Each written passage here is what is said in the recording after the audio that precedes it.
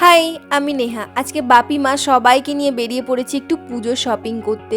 হাতে গোনা মাত্র কয়েকটা দিন বাকি পুজোর, আর এইদিকে আমার কিচ্ছু কেনাকাটা হয়নি এখনও।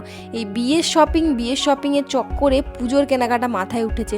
তারপরে আমি রিয়েলাইজ করলাম এই শপিং শেষ হওয়ার নয়, লিস্টটা কমার বদলে দিনে দিনে বেড়েই চলেছে। তাই ভাবলাম পুজোতে কনসেন্ট্রেট করা যাক।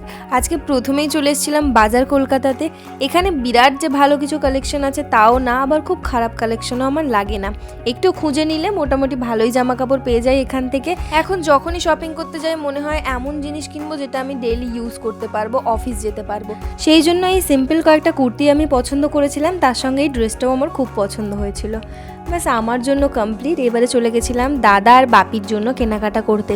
আর আমার দাদা এমন একটা মানুষ যে কোনো কালেই নিজের জন্য কিছু কেনে না, প্লাস তার কোনো চয়েসও নেই, আমরা যা কিনে দেবো সে সেটাই পরে। ব্যাস আজকের মতো এইটুকু শপিং কমপ্লিট করেই আমরা একটা করে ইডলি খেলাম, তারপরে বাড়ির উদ্দেশ্যে রওনা দিলাম।